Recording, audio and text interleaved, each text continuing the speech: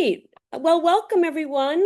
We're delighted to have you here for our Spotlight Talk today. I see many familiar faces and maybe some new ones as well. So we're delighted to have you here. My name is Katie Wynn. I'm the Deputy Director of Operations and Public Engagement at the museum. And I'm joined by my colleague here, Ethan Snyder, who is the Manager of Collections and Public Programs. He will be leading the talk today, as he often does so wonderfully. And the Spotlight Talk today is on Wharton Esherick in 1926, which I'm sure many of you know. We're celebrating 100 years of when Esherick broke ground on the studio. And Ethan is going to offer some context to what else was really happening in that moment in Esherick's life. So I'm so excited. All right. Well, thank you for such a lovely introduction, Yeah, Katie. yeah. And Um, maybe I should say also, just for those of you who haven't been on a Spotlight Talk, before I forget, Ethan, uh, just a little bit of housekeeping. Just stay on mute while Ethan's talking, and that way we'll all be able to hear him. When he gets to the end of the talk, we'll open it up for questions, and you can either put those in the chat or you can just unmute yourself at that point and ask away. So, with that, I'll turn it back over to you, Ethan. all Thank right. you. Thank you, Katie. All right. So I'm going to get my screen shared for everyone and get over to the talk. All right. Can everyone see my screen? Katie, do you want to go? All right. Perfect. Thank you. All right. So good afternoon, everyone, and welcome to this month's installment of the Wharton Esherick Museum's virtual Spotlight series. As Katie said, my name is Ethan Snyder, and I'm the Manager of Collections and Public Programs at the Wharton Esherick Museum. So, by now, and as Katie said, you've undoubtedly heard that we're celebrating the centennial year of Wharton's 1926 studio. And we've focused a lot this year so far on and around the moments that Esherick broke ground on this transformational project. Thus far, we've explored Esherick's inspirations from regional architecture, his experiments in a kind of regionally specific modernism, the geological and tectonic aspects of our region that dictate our built environment, alongside many other topics around these early days. So now I want to take a moment to let the studio breathe and explore some of the other work that was going on in 1926 outside of this career and life-changing project. Oops. All right. So we find our entrance to the time capsule back to 1926, towards the end of Wharton Esherick's life, when in the 1960s, the soon-to-be museum founders, Ruth Esherick and Bob Bascom, conducted an interview with the artist to capture his life's recollections. And the interview covered everything from Wharton's childhood to growing wheat during the First World War to a number of aspects of his artistic practice throughout the years. And naturally, as you would imagine, there were a number of questions raised about the studio's creation in this interview. Bob Bascom asked his father-in-law, Wharton, how long it took him to build the studio, and assumed that it must have taken the greater part of a year through the spring, summer, and fall months, without much of any other work occurring alongside this large project. Wharton unfortunately couldn't recall how long it took, but agreed with Bob that, quote, I wasn't doing anything except building the studio. That's what I was doing. I don't think there was any painting being done that year, end quote. Unfortunately, again, we don't know how long it took Wharton to complete the studio, and of course, we can always sidestep that question and take the building's long history into account and say not for another 40 years. However, Esherick's account book suggests that the work began in May of 1926 and continued, quote, all fall. So Wharton was mostly correct. There wasn't much of any painting being done in 1926, and by that point, Wharton had largely left the easel folded up. However, there was plenty going on in his and his family's life during that momentous year that he broke ground on the studio. Letty gave birth to their son Peter. Commissions were completed, gardens tended, furniture was designed and built, prints were struck, sculpture was made, and the often mundane necessities of Wharton's burgeoning artistic practice trudged forward during a time when his focus started to shift up the hillside from their family farmhouse.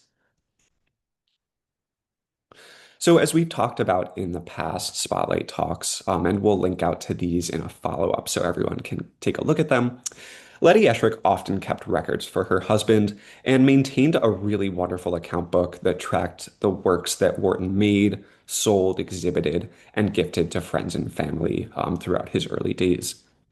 And based on the handwriting in this book, it appears that Letty continued to manage her husband's books throughout her pregnancy with Peter into his infancy and really until about 1930. And we can learn through Letty's work and documentation that Wharton was not entirely correct when he said that no work happened in 1926 beyond the studio. So, as 1925 was coming to a close, the city of Philadelphia was in the home stretch of preparations for the sesquicentennial, and construction of the fairgrounds in Fairmount Park were being completed. About roughly 20 miles west of the city at their family farmhouse, Esherick had just completed the latest in a series of commissions for Centaur Press to illustrate books in December 1925. And around that time, Letty was in roughly the seventh month of her pregnancy with the family's third child, Peter. Through the early months of 1926, Wharton's practice was largely focused on printmaking. So he had just finished carving the woodblock to illustrate D.H. Lawrence's Reflections on the Death of a Porcupine and a series of prints to illustrate this book of poems called Yokohama Garland and Other Poems. Then came a commission for a truly profusely illustrated edition of the Song of Solomon from the Old Testament published by the Centaur Press. Esherick started to work on this book in roughly December 1925, and the work to create over 30 prints and engravings carried over until the following April.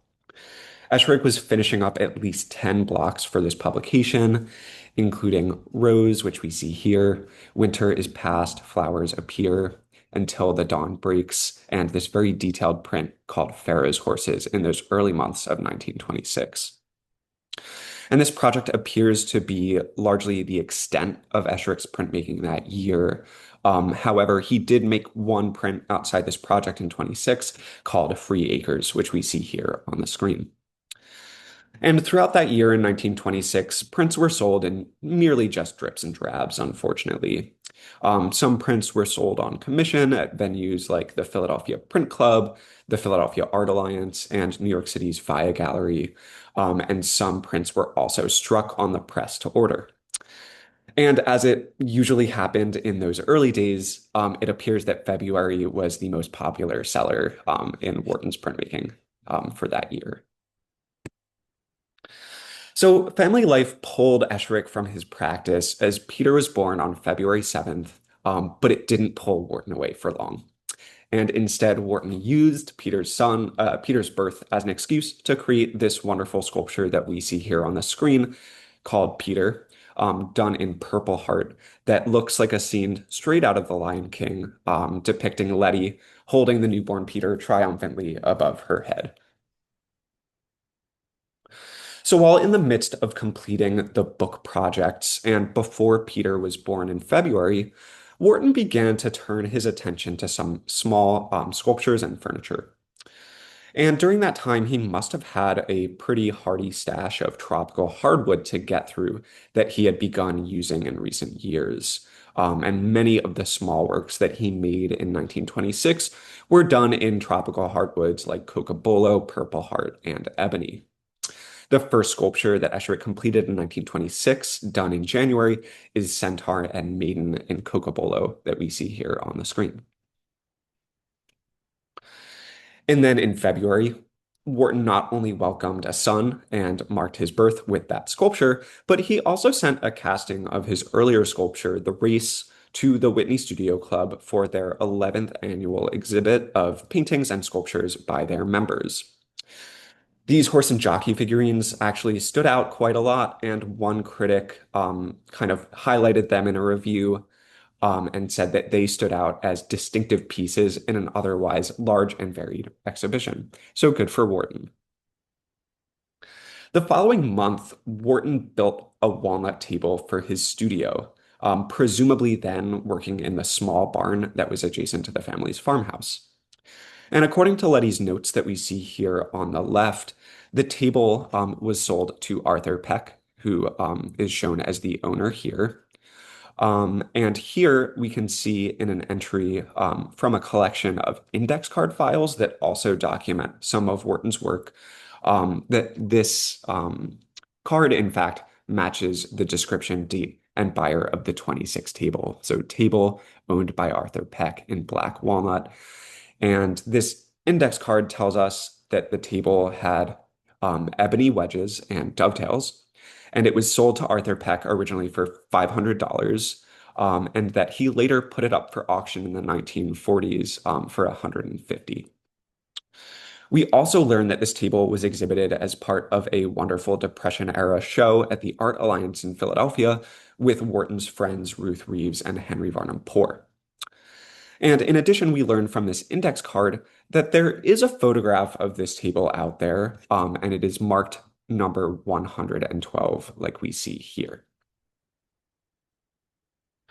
So the photograph, which is accompanied by the note 112 that we see here on the screen, has in fact been published before, and the information that accompanies it in print is slightly different.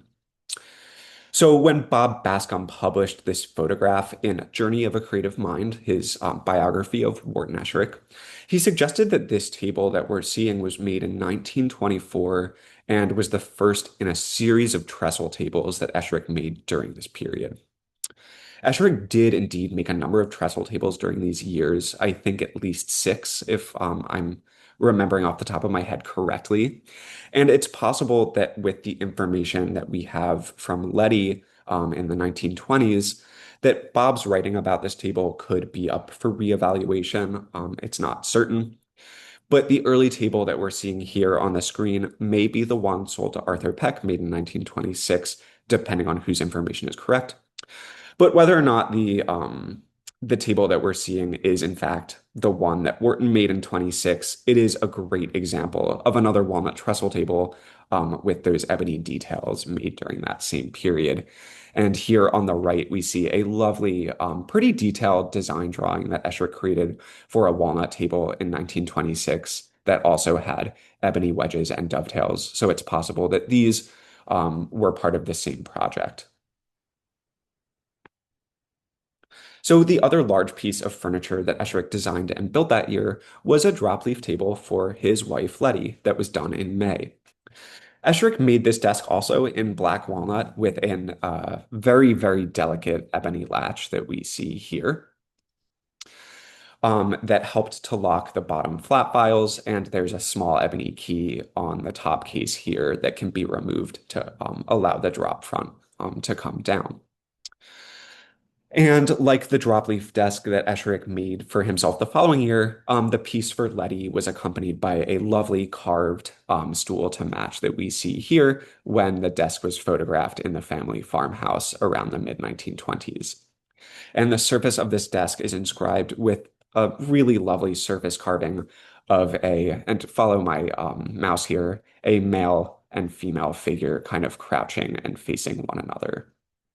And the top half, as we can see here, shows a lovely carved bird.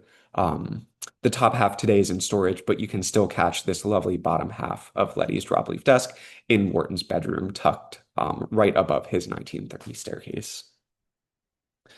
So Escher completed a number of other pieces in the short time that he had between making that large desk for Letty and starting to build his studio the following month in May.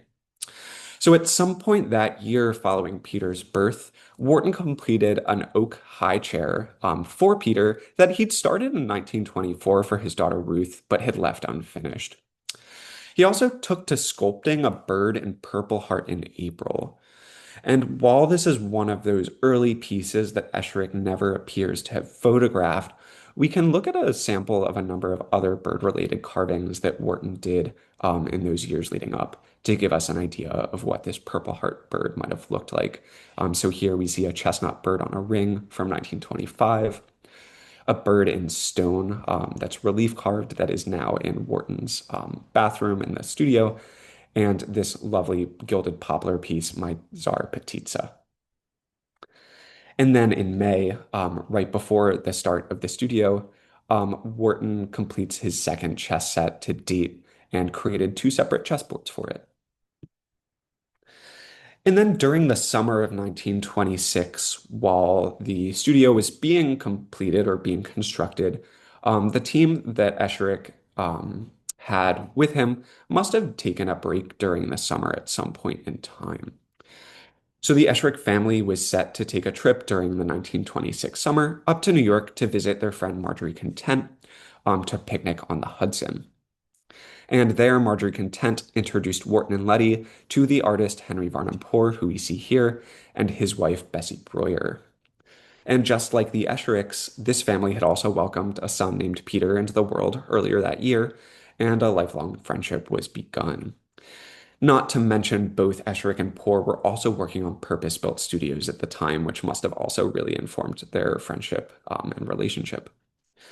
And during that trip, Esherick completed at least two watercolor landscapes, one of a kind of blue, green, and purple mountain, maybe the Berkshires, and the other was titled Marshes by the Sea. And Wharton described this as being painted in East Chatham, New York, which I have to admit is landlocked. So I'm not sure where he got this scene from, but maybe that's where he completed it. And then Esherick made a number of other odds and ends in 26 that fell through the cracks and were never documented in the books that Letty was managing. So once the studio was completed in the fall of 26, Esherick made his series of coat pegs to memorialize the building's creation. Moreover, Esherick designed this lovely floor grate that we see here that he had cast at a local foundry in Kimberton, Pennsylvania. According to Bob Bascom in his biography, he describes Eshering having created a wood frame that would dictate the size of this grate. And then he took this frame to the foundry, placed it in a sand pit, and started to draw a map of the surrounding area, showing Diamond Rock Hill, the farmhouse, the barn, as well as Ashenfelter Road near the family farmhouse. And then the foundry poured the molten bronze into Esherick's drawing, and out comes this beautiful floor grate in in brass.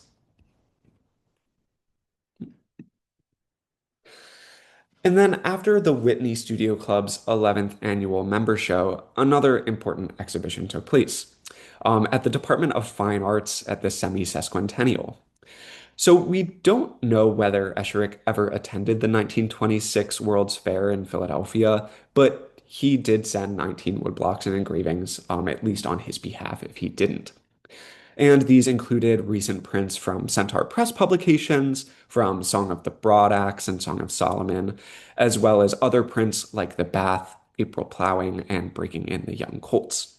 I will admit, when we did our Spotlight talk last month, which was about the 1939 World's Fair, this showing completely missed me. So I will kind of put an asterisk next to the last Spotlight talk and add a fourth showing in 1926 at a World's Fair. So it goes 1926, 1939, 1940, and then the Brussels World's Fair in, I think it was 1958. And then, presumably in the winter of 1926, as the year started to come to a close, Esherick began to work on the finishing details of his new studio, such as maybe building the loading doors before carving them the following year, designing the oversized hinges that he would have his stonemason work on, designing and executing the beautiful latch on that door and on the other entryway, as well as installing and painting, with the help of his daughters Mary and Ruth, the interior Celotex walls of the studio that Wharton knew would take watercolor paint very nicely. So, with a dedicated studio for sculpture and woodwork, Esherick's practice truly began to open up in 1927 from more small scale projects that had dominated his practice in the earlier years towards large scale sculptures, making sculptures for exhibitions that were coming up, selling more prints, starting to work on larger interior commissions and things like that. And in 1927 alone, in the first full year of working in his new studio, Escher completed over 20 pieces of sculpture and furniture in that single year alone, and also staged a pretty sizable solo exhibition at the Via Gallery in New York City of sculpture. So that about concludes the talk for today. I'm not sure why my screen doesn't want to show this, so give me a minute. Um, I'm just going to give this a little refresh here and I'm going to go back to sharing. And I just wanted to mention a couple of the upcoming programs that we have at the Wharton Esherick Museum.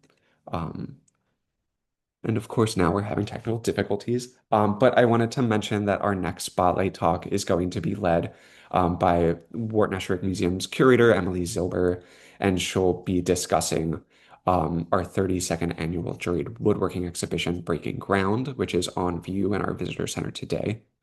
And then I also wanted to mention that we have another lovely hands-on workshop coming up at the museum that'll be hosted in the 1956 workshop. And we'll be hosting Mark Kobosh, who is one of the juried artists in the 32nd annual Juried Woodworking Show and a longtime contributor to the Wharton Esherick Museum's imprint competition as a high school teacher at Springfield Township High School. And Mark will be coming to lead a lovely glass painting workshop on August 29th. So look out for more upcoming events, and we'll be sending out, following this talk, an email with lots of resources if you want to learn more about any of the odds and ends that came up during today's conversation. So I'm going to stop sharing my screen and open it up for questions.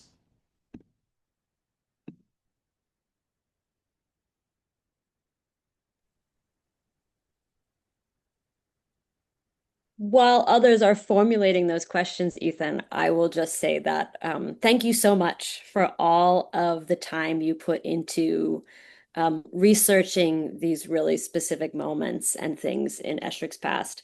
I did not realize that 1926 was the year that Henry Varnum Poor and Wharton Esherick met and became friends. And it's so I had an entirely different kind of story I was telling in my own head about them knowing each other before they had their son's name Peter and before they had endeavored to build their own studios. So the idea that these two were on this parallel path in their own lives and it was Marjorie Content that brought them together.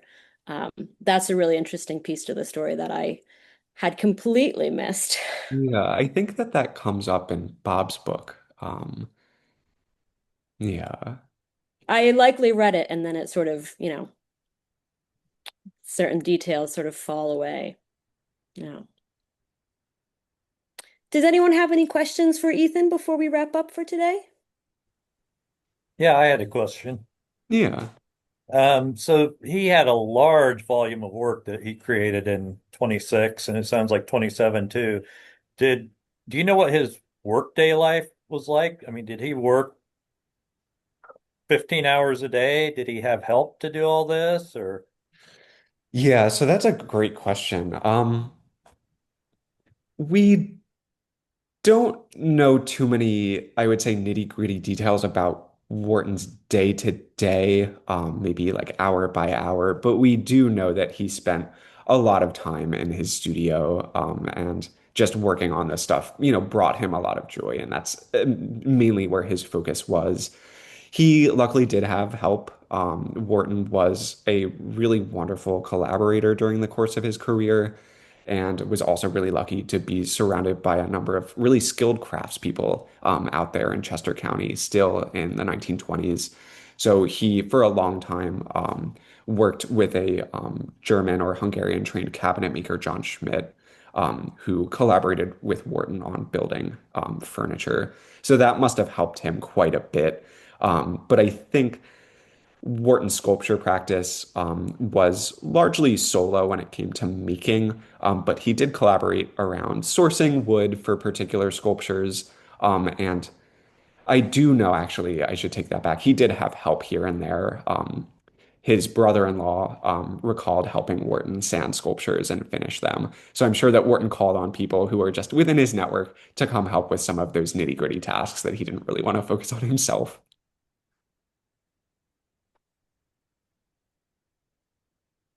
Ethan, we had a question that just came Oh, through in the chat.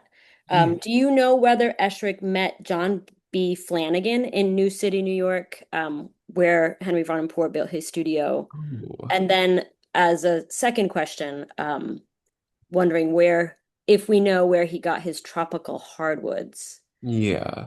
Um, Gosh, can you remind me who John Flanagan is? The name is ringing a bell, and I want to say he was a painter, but I'm not remembering for certain.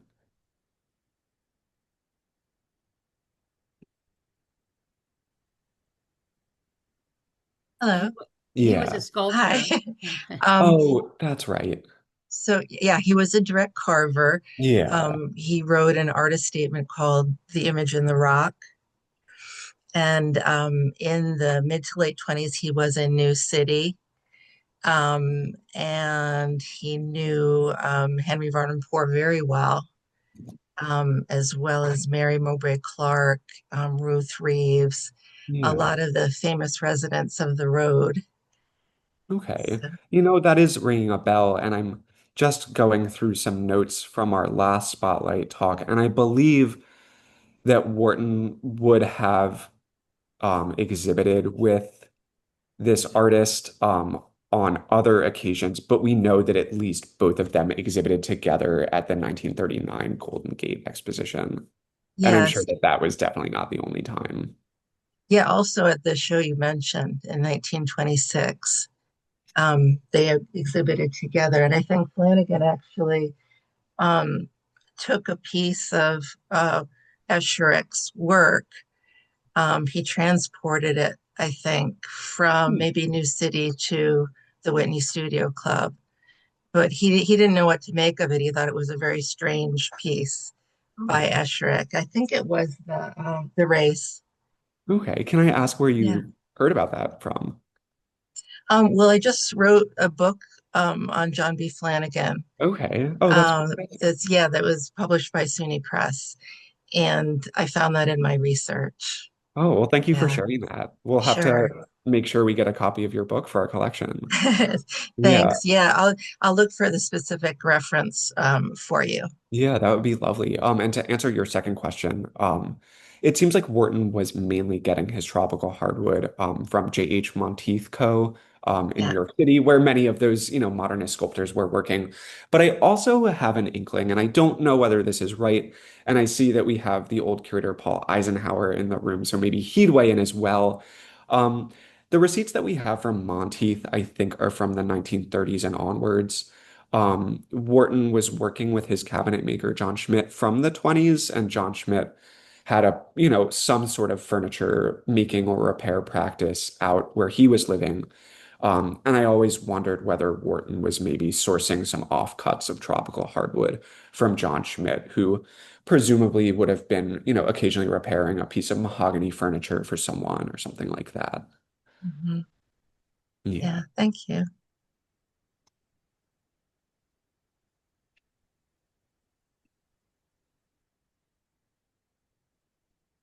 you know, a story Bob told me was that, and so who knows how correct it is and what the details are, but um, apparently there was a shipment of tropical hardwood that wound up in some kind of limbo.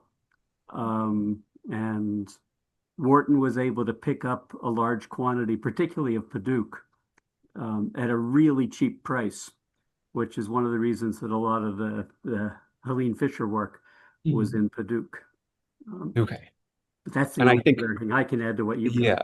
Well, Paul, I know that the receipts that we have for Monteith are largely for African Paduke, so I wonder if that's the reference right there. Okay. Okay. Yeah. Another interesting thing just to add on is that there were a number of sculptures made of lignum vitae, all done in 1927. That leads me to believe that, all of those sculptures were created from that, same purchase of lumber that Wharton made.